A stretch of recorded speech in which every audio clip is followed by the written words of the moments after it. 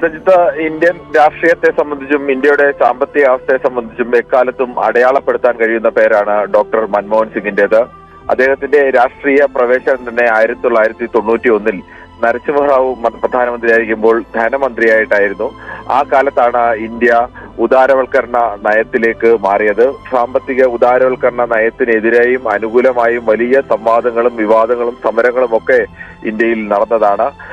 അതിനെ തുടർന്നാണ് ഇന്ത്യയുടെ സമ്പദ് വ്യവസ്ഥയിൽ തന്നെ വലിയ തോതിലുള്ള മാറ്റങ്ങൾ ഉണ്ടാവുകയും ദീർഘകാല അടിസ്ഥാനത്തിൽ ഇന്ത്യയുടെ വളർച്ചയ്ക്ക് കാരണം, ഇന്ത്യയുടെ സാമ്പത്തിക രംഗത്തെ വളർച്ചയ്ക്ക് കാരണം നവ ഉദാരവൽക്കരണ സാമ്പത്തിക നയങ്ങളാണ് എന്ന് വിലയിരുത്തപ്പെടുന്നുണ്ട്. എന്നാൽ അതോടൊപ്പം തന്നെ അതിന്റെ വിമർശനങ്ങളുമുണ്ട്. ഒരു വിഭാഗത്തിന്റെ സമ്പത്ത് ക്രമാതീതമായി വർദ്ധിക്കുകയും ഭൂരിപക്ഷം വരുന്ന ആളുകളുടെ സമ്പത്ത് കുറയുന്നു എന്നുള്ള വിമർശനങ്ങളും ഒക്കെ ഉണ്ട്. പക്ഷേ ഇന്ത്യയുടെ ആകെ സാമ്പത്തിക വളർച്ചയിൽ മൻമോഹൻ സിംഗിന്റെ സാമ്പത്തിക പരിഷ്കരണം ഗുണകരമായി മാറിയിട്ടുണ്ട് എന്നുള്ളത് സാമ്പത്തിക സ്ഥിതിവിവര കണക്കുകൾ എക്കാലത്തും തെളിയിക്കുന്ന ഒന്ന് തന്നെയാണ്. അതിനുശേഷം അദ്ദേഹത്തെ രാജ്യസഭാ പ്രതിപക്ഷ നേതാവായി അദ്ദേഹം പ്രവർത്തിക്കുന്നു. അതിനുശേഷമാണ് അപ്രതീക്ഷിതമായി 2004 പ്രധാനമന്ത്രി സ്ഥാനത്തേക്ക് എത്തുന്നത്. 2004 UPA ഒരു ഭരണത്തിലേക്ക്, അതും തന്നെ ഭൂരിപക്ഷം ഇല്ലാതിരുന്ന ഒരു മുന്നണിക്ക് മറ്റ് പുറത്തു നിന്നുള്ള ഇടതു പാർട്ടികളുടെ അടക്കം 61 അംഗങ്ങളടങ്ങുന്ന ഇടതു പാർട്ടികളുടെ അടക്കം പിന്തുണയോടുകൂടി മറ്റ് പ്രധാനപ്പെട്ട പ്രാദേശിക DMK അടക്കമുള്ള, അതിന് തൊട്ടു മുമ്പ് DMK NDAയുടെ ഭാഗമായിരുന്നു. ആ NDAയുടെ ഭാഗമായിരുന്ന DMK, RJD തുടങ്ങിയ പ്രധാനപ്പെട്ട പാർട്ടികളുടെ എല്ലാം, NCP തുടങ്ങിയ പ്രധാനപ്പെട്ട പാർട്ടികളുടെ എല്ലാം പിന്തുണയോടുകൂടി പുറത്തു നിന്നുള്ള പാർട്ടികളായ SP, BSP അടക്കമുള്ള പാർട്ടികളുടെ അടക്കം പിന്തുണയോടുകൂടിയാണ് അന്ന് ഇങ്ങനെ ഒരു UPA സർക്കാർ അധികാരത്തിലേക്ക് എത്തുന്നത്.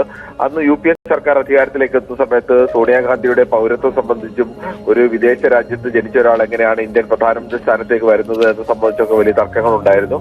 അവിടെ ഏറ്റവും അപ്രതീക്ഷിതമായിട്ടാണ്, ഒരാൾക്ക് പോലും മുൻകൂട്ടി ഒരു സൂചനയും ലഭിക്കാത്ത തരത്തിലാണ് ആ തീരുമാനം പെട്ടെന്ന് സോണിയാഗാന്ധി പ്രഖ്യാപിക്കുന്നത്. അന്നും സോണിയാഗാന്ധിയും കുടുംബം തന്നെയാണ് ആ തീരുമാനം എടുത്തതെന്നാണ് അന്ന് പുറത്തു വന്ന വിവരങ്ങളെല്ലാം തന്നെ. മൻമോഹൻ സിംഗിനെ പ്രധാനമന്ത്രി സ്ഥാനത്തേക്ക് കൊണ്ടുവരുന്നു. മൻമോഹൻ സിംഗിനെ പ്രധാനമന്ത്രി സ്ഥാനത്തേക്ക് കൊണ്ടുവരുമ്പോഴെല്ലാം പ്രധാനമായി ഉയർന്നിരുന്ന ഒരു ആരോപണം, മൻമോഹൻ സിംഗ് ഒരു രാഷ്ട്രീയക്കാരനല്ല, നരസിംഹറാവുവിനെ പോലെ തന്ത്രശാലിയായ ഒരു രാഷ്ട്രീയ നേതാവ് ഇന്ത്യൻ പ്രധാനമന്ത്രിയായിരുന്നപ്പോൾ അദ്ദേഹത്തിന് കീഴിൽ സാമ്പത്തിക പരിഷ്കാരങ്ങളടക്കം നടപ്പാക്കാൻ കഴിഞ്ഞ ഒരു നേതാവാണ് എന്നതിനപ്പുറത്തേക്ക് രാഷ്ട്രീയ കളികളിൽ, പ്രത്യേകിച്ച് മുന്നണി രാഷ്ട്രീയം, അതും അതിസങ്കീർണമായ ഒരു മുന്നണി രാഷ്ട്രീയം, ഏത് പാർട്ടി വിട്ടുപോയാലും ഭരണത്തിന് ഭൂരിപക്ഷം നഷ്ടമാകുന്ന ഒരവസ്ഥ, BJPയെ പോലെ ഒരു പ്രധാനപ്പെട്ട പാർട്ടി മറുഭാഗത്ത് നിൽക്കുന്നു, ഈ സർക്കാരിനെ മുന്നോട്ട് കൊണ്ടുപോകാൻ കഴിയില്ല എന്നുള്ള വലിയ വിലയിരുത്തലുകളൊക്കെ ആ സമയത്ത് ഉണ്ടായിരുന്നു. പക്ഷേ ഈ വിലയിരുത്തലുകളെല്ലാം അതിജീവിച്ചുകൊണ്ട് 10 വർഷം തുടർച്ചയായി ഇന്ത്യ ഭരിക്കാൻ കഴിഞ്ഞ പ്രധാനമന്ത്രി കൂടിയാണ് മൻമോഹൻ സിംഗ്. തുടരുക. ഇപ്പോൾ ഡോക്ടർ A. സമ്പത്ത്, മുൻ ലോക്സഭാംഗം, നമുക്കൊപ്പം ചേരുന്നു. ഡോക്ടർ സമ്പത്ത്, താങ്കൾ ലോക്സഭാംഗമായിരുന്ന കാലയളവിൽ, അദ്ദേഹം മൻമോഹൻ സിംഗ് പ്രധാനമന്ത്രിയായിരുന്ന കാലയളവിൽ ലോക്സഭാംഗമായിരിക്കാൻ കഴിഞ്ഞയാളാണ് താങ്കൾ ഒരുപക്ഷെ അദ്ദേഹത്തിന് വിഭിന്നമായ ഒരു രാഷ്ട്രീയം സ്വീകരിച്ച വ്യക്തിയാണ്. എന്നിരുന്നാലും പ്രധാനമന്ത്രി എന്ന നിലയിൽ, ഒരു രാഷ്ട്രീയ നേതാവ് എന്ന നിലയിൽ മൻമോഹൻ സിംഗിനെ എങ്ങനെ താങ്കൾ അടയാളപ്പെടുത്തും? ഡോക്ടർ മൻമോഹൻ സിംഗ് ഇന്ത്യൻ രാഷ്ട്രീയത്തിൽ എക്കാലവും ഓർമ്മിക്കപ്പെടുന്നതായ ഒരു വ്യക്തിത്വത്തിന്റെ ഉടമയാണ്. അദ്ദേഹത്തിന്റെ ഔദ്യോഗിക ജീവിതം അത് വ്യത്യസ്തമായിട്ടുള്ള മേഖലകളിൽ അദ്ദേഹത്തിന്റെ ആ വ്യക്തിമുദ്ര പതിപ്പിക്കാനായി കഴിഞ്ഞിട്ടുമുണ്ട്. ഇന്ത്യയുടെ പ്രധാനമന്ത്രി എന്നുള്ള നിലയിൽ അദ്ദേഹം 2ാം UPA സർക്കാരിന്റെ കാലത്ത് ആ ചുമതല വഹിക്കുമ്പോഴാണ് ഞാൻ 2009 ആറ്റിങ്ങിൽ നിന്ന് ലോക്സഭയിലേക്ക് വീണ്ടും തെരഞ്ഞെടുക്കപ്പെടുന്നത്. 1996 ആദ്യം ഞാൻ തെരഞ്ഞെടുക്കപ്പെട്ട് ചെല്ലുമ്പോൾ ആദ്യം ഒരു 13 ദിവസം ശ്രീ വാജ്പേയിയുടെ ഗവൺമെന്റും, പിന്നീട് ഒരു 10 മാസക്കാലം ശ്രീ ദേവഗൌഡയുടെ ഗവൺമെന്റ്, പിന്നീടൊരു 8 മാസക്കാലം ശ്രീ ഗുജറാളിന്റെ നേതൃത്വത്തിലുള്ള ഗവൺമെന്റ്, അങ്ങനെയായിരുന്നു. 1ാം മോദി സർക്കാരിനും സാക്ഷ്യം വഹിക്കാനായി ഞാൻ പാർലമെന്റിൽ, ലോക്സഭയിൽ ഉണ്ടായിരുന്നതാണ്. 2ാം UPA സർക്കാരിനെ മുന്നോട്ട് കൊണ്ടുപോകുന്നതിൽ അദ്ദേഹത്തിന്റെ അസാമാന്യമായ പാടവം, 1ാം UPA സർക്കാരിന് ഇടതുപക്ഷ പാർട്ടികളുടേതായ പിന്തുണ ഒരു പൊതു മിനിമം പരിപാടിയുടെ അടിസ്ഥാനത്തിൽ അങ്ങനെ നൽകുമ്പോൾ അത് ഒരുപക്ഷെ സാന്ദർഭികമായി നമ്മൾ പറഞ്ഞു പോകും. ഡോക്ടർ മൻമോഹൻ സിംഗിന്റെ ദേഹവിയോഗത്തിനും ആഴ്ചകൾക്ക് മുമ്പ് മാത്രമാണ് 1ാം UPA സർക്കാരിന്റെ പൊതു മിനിമം പരിപാടി എഴുതിയുണ്ടാക്കുന്നതിൽ അക്ഷീണം പരിശ്രമിക്കുകയും ആ പൊതു മിനിമം പരിപാടിയിൽ പറഞ്ഞിരുന്ന കാര്യങ്ങൾ 1ാം UPA സർക്കാരിനെ കൊണ്ട് നടപ്പാക്കിക്കുന്നതിൽ വലിയ ശ്രദ്ധ ചെലുത്തുകയും ചെയ്തിരുന്ന സീതാറാം യെച്ചൂരി നമ്മോട് കൂടെ പറഞ്ഞു പോയത്. സീതാറാം യെച്ചൂരി ഉൾപ്പെടെയുള്ള രാഷ്ട്രീയ നേതാക്കളുമായി എൽ കെ അദ്വാനി ഉൾപ്പെടെയുള്ള രാഷ്ട്രീയ നേതാക്കൾ, എല്ലാ കക്ഷി രാഷ്ട്രീയത്തിൽപ്പെട്ടവരും അത്തരത്തിലുള്ള രാഷ്ട്രീയ നേതാക്കളുമായി അദ്ദേഹത്തിന്റെ വ്യക്തിബന്ധം എന്നുള്ളത്, അദ്ദേഹം സഭയിൽ ഒരിക്കലും പൊട്ടിത്തെറിച്ച് കാണുകയോ വികാരവിക്ഷുബ്ധനായി കാണുകയോ അതല്ലെങ്കിൽ എന്തെങ്കിലും അത്തരത്തിലൊരു പലപ്പോഴും പാർലമെന്റിലൊക്കെ നമ്മൾ കാണാറുള്ളതാണ്, ചില സന്ദർഭങ്ങൾ അത്തരത്തിൽ ബോധപൂർവം ഉണ്ടാക്കിയെടുക്കുന്നതായിട്ടുള്ള അനുഭവങ്ങൾ ഉണ്ടാക്കിയിട്ടുണ്ട്. പക്ഷെ ഒരിക്കൽ പോലും അങ്ങനെ ഒരു പ്രധാനമന്ത്രി എന്ന നിലയിൽ അദ്ദേഹത്തിൽ നിന്ന് അങ്ങനെ ഒരു കാര്യത്തെ സംബന്ധിച്ചുണ്ടായിട്ടേ ഇല്ല. He was A gentleman.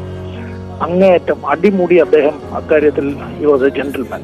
ഒരു പാർലമെന്റേറിയൻ എന്നുള്ള നിലയിലും ഭരണാധികാരി എന്നുള്ള നിലയിലും അദ്ദേഹം മറ്റുള്ളവർ പറയുന്നത് കേൾക്കാൻ, താൻ പറയുന്നത് മറ്റുള്ളവരിലേക്ക് അടിച്ചേൽപ്പിക്കാനോ താൻ പറയുന്നതാണ് ശരി എന്നുള്ള നിലയിലേക്ക് അദ്ദേഹത്തിന് അങ്ങനെ ഒരു മുട്ടാപ്പോക്ക് നയത്തിൻ്റെതോ അല്ല. അദ്ദേഹത്തിന്റെ സാമ്പത്തിക നയങ്ങൾ അത്തരം പല കാര്യങ്ങളുമായി ബന്ധപ്പെട്ട് ഞങ്ങൾക്ക് വലിയ വിയോജിപ്പുകൾ ഉണ്ടായിരുന്നു. അത് 1991 മുതൽ നരസിംഹറാവുവിന്റെ ഗവൺമെന്റിന്റെ കാലത്ത് തന്നെ തുടങ്ങിയതായ നവലിബറൽ സാമ്പത്തിക നയങ്ങളുടെ ഭാഗമായ അത്തരം കാര്യങ്ങൾ, അങ്ങനെയുള്ള വിഷയങ്ങളിലുള്ള വിയോജിപ്പുകൾ രാഷ്ട്രീയമായും സാമ്പത്തികമായുള്ള കാര്യങ്ങൾ ഉണ്ടായിരുന്നുവെങ്കിലും ഇന്ത്യൻ രാഷ്ട്രീയത്തിൽ അദ്ദേഹം ഉയർത്തിപ്പിടിച്ചിട്ടുള്ള ഒരു പാർലമെന്ററി ശൈലിയുണ്ട്. അത് നമുക്കിന്ന് അപ്രത്യക്ഷമായിക്കൊണ്ടിരിക്കുന്ന ഒരു കാലമാണ്. വിദ്വേഷത്തിന്റെയും വെറുപ്പിന്റെയും ഒക്കെ അംശങ്ങൾ വല്ലാതെ ഇങ്ങനെ പടർന്നു പിടിക്കുന്ന ഒരു കാലത്ത് മറ്റുള്ളവരെ കേൾക്കാൻ, സംശീകരിക്കാൻ, അവരെ ചേർത്ത് പിടിക്കുന്നു എന്നൊരു തോന്നൽ ഉളവാക്കാൻ വളരെ മിതമായ ഭാഷയിൽ, പരിമിതമായ വാക്കുകളിൽ, എന്നാൽ തൻ്റെതായ ഔദ്യോഗിക കൃത്യനിർവഹണം അത് നടത്താൻ അദ്ദേഹത്തിന് കഴിഞ്ഞിരുന്നു എന്നുള്ളത്. അദ്ദേഹം ഏറ്റവും കൂടുതൽ അദ്ദേഹത്തിന് വിശ്വപ്രസിദ്ധമായ ഒരു പ്രസംഗമുണ്ട്. പ്രസംഗം ലൂട്ടിംഗ് ഓഫ് ദ എക്സ്ചക്കർ, ഓർമ്മയുണ്ടല്ലോ.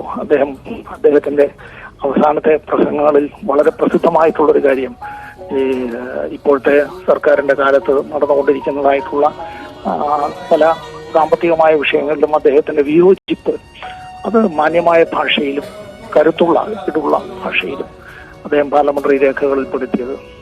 ഞാൻ അദ്ദേഹത്തിന്റെ സ്മരണയ്ക്ക് മുമ്പിൽ ആദരാഞ്ജലികൾ അർപ്പിക്കുകയാണ്. അദ്ദേഹത്തെ പോലുള്ള നേതാക്കളുടെ നഷ്ടം എന്നത് നമ്മളെ സംബന്ധിച്ചിടത്തോളം ഇന്നത്തെ കാലത്ത് അതൊരു വലിയ വിടവാണ്.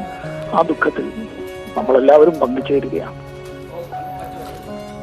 ഡോക്ടർ മൻമോഹൻ സിംഗ് ഓർമ്മയാവുന്നു. അവശേഷിക്കുന്നത് 10 വർഷം ഇന്ത്യയെ സുപ്രധാനമായ ഘട്ടത്തിൽ രാജ്യത്തെ നയിച്ച പ്രധാനമന്ത്രി എന്ന തരത്തിലാണ് മൻമോഹൻ സിംഗ് അടയാളപ്പെടുത്തുക. ഒരുപക്ഷേ പ്രധാനമന്ത്രി പദത്തിനുമപ്പുറം രാജ്യത്തെ ദീർഘദർശിയായ ഒരു സാമ്പത്തിക വിദഗ്ധൻ, ഇന്ത്യൻ